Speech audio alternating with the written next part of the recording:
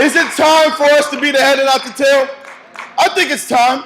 I think we're ready. I think we're prepared. And I think the youth need to see us standing up and assuming a position of authority. But I'm not here to talk about that. I'm excited about Black history. And I tell you what, I started to do a little research about Black history. The word black is what I got definitions for. So it told me about the Roman word for black, and I realized that there was a derivative from that word that ended up being used to identify Nigeria, and even the word Negro that derived from the original Roman word for black. But we're here to talk about black as a bond, as a people, as a brand, as something that identifies us of being from a certain part of the world. And look where God has brought us. This is nothing short of a Red Sea being split, people. I'm telling you. Look where we are today. Look where we are today. We're still present on the motherland. And we're still present in our native countries. But we're here as well because we have a tremendous amount of responsibility in this world. But I really was moved by the bond, the black bond that brings us together. And I'll be honest, it's not easy for me to be described or identified as a color. You see, we're so proud of our culture and our countries, but I've grown to appreciate and recognize that it is special. We need to remember that the bond that we share has birthed movements of many black bravery moments. And I think we actually may need to consider changing the name of Black History Month to Black Bravery Month. Because you see, me and my brothers and my sisters, sooner or later, we're all going to make history. When you leave, your history. The word actually, history, comes from the Greek historia, to acquire knowledge. Why? Why would we want to do that? Well, the word says, Proverbs 24:3-4, by wisdom a house is built, and through understanding it is established. Through knowledge, its rooms are filled with rare and beautiful treasures. So we always need to be a student of those before us so that we can not only learn from their lives, but I also believe something very important is to learn about how God moved in their life. The psalmist says that I'm just so excited to read and share with you in chapter 48, verse 6. We will not hide them from our children, telling to the generation to come the praises of the Lord and his strength and his wonderful works that he has done. For he has established a testimony in Jacob and appointed a new law in Israel, which he commanded our fathers, that they should make them known to their children, that the generation to come might know them. The children who will be born, that they may arise and declare them to their. Are you listening, church? Yeah. Are you tweeting? What are you doing? We're in this together. Yeah. We're in this together. We have a responsibility to make sure not only our children know where we've come and who delivered us, but they can tell their children with conviction. Amen. So Joshua, Joshua 4, they had the stones. They took the stones out of the Jordan. And they said, we're going to put these stones so that our people, years from now, the children can say, what do these stones mean to you? And we can tell them that is when God brought us through. Yes, yes. So what I'm trying to tell you, church, is that we honor our leaders, but we want to make sure we honor the God that led them. We want to make sure that we tap into the same source of spiritual strength that they did, because the fight is not over. No, equality is, the fight for equality is not only. As long as there's going to be the poor in the streets, we have something to fight for. As long as there's people in prison, we have someone to fight for. The least, people, the least of these, when we serve and fight for the least of these, Jesus said, the least of my brothers, you're doing it for me. Yes. Don't lose sight, saints. Don't lose sight. Now I'm going to share something with you. I'm so excited. And please, someone start playing the music if I'm when I go over, like when they do in the Grammys. I'm going to need that.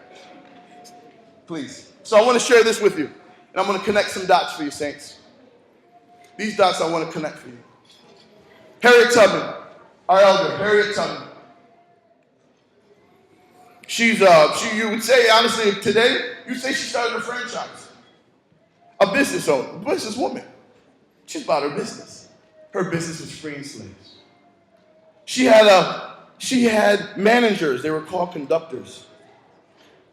Rest stops along the way were called stations, and her customers were called cargo. Places had code names to keep the route secret. Detroit, which many left the United States from, was known as Midnight. The Detroit River was called the Jordan. A biblical reference, of course, that we just talked about, Joshua leading people to the promised land. The end of the journey had a code name too, such as dawn. So they would speak in code and say, take the railroad from midnight to dawn. Now, Canada was an intricate road, obviously. It was the destination, it was dawn. We're in the dawn. You woke up in the dawn. I don't see anyone here that traveled on that train, maybe a GO train, maybe a TTC train. But you woke up this morning in the dawn. And every dawn we want to wake up remembering. We want to remember that we didn't have to sneak into this country, risking our lives. We woke up in the dawn. And that's because of the sacrifice of those before us. Now, Jesus left us with a word. He said, greater things you will accomplish. We need to be focused on making sure that we fulfill that prophecy. These men and these women who risked their lives and came before us, they did it for a reason, so that greater works can be accomplished. So just as, let me share this with you, a product of Harriet Tubman, our sister, our dear ancestor, Harriet Tubman, a product of her work, and every conductor and everyone that participated in the Underground Railroad. Well, there was a family that came from that. And that family had a son. And that son, his name was William Peyton Hubbard.